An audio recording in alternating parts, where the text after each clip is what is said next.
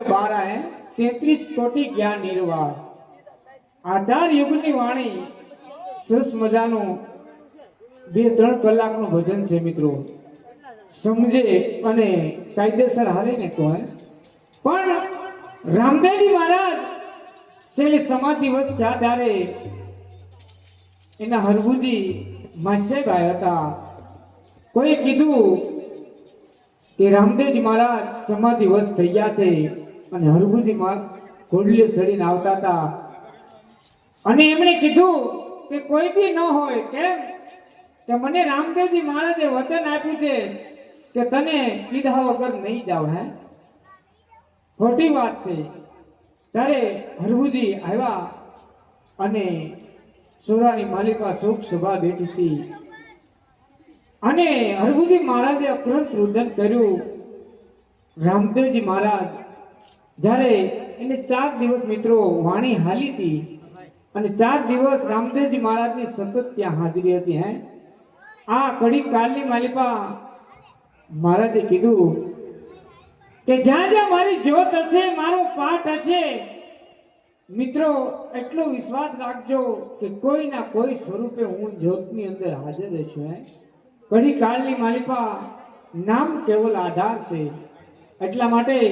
રામદેવજી મહારાજનો જ્યાં પાઠ હોય પછી કદાચ ગમે એવો માણા પાઠ પૂર્યો હે બંધ બારણે પાઠ હોય કે ખુલ્લો પાઠ પુરાણો હોય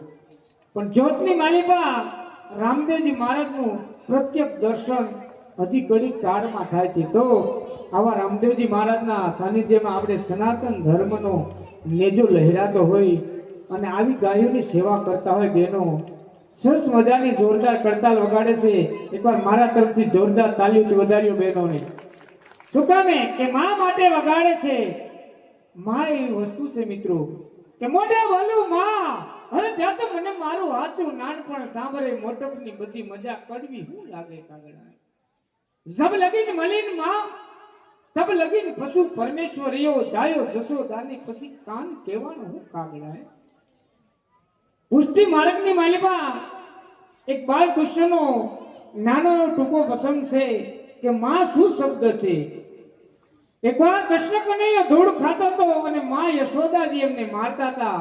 ત્યારે આકાશ માર્ગે નારદ દીકરા કીધું હે માં યશોદા તમે કૃષ્ણને શું લેવા મારો છો ત્યારે નારદ માતા યશોદાએ કીધું હે મુનિ નારદ આ કૃષ્ણ કનૈયો ધૂળ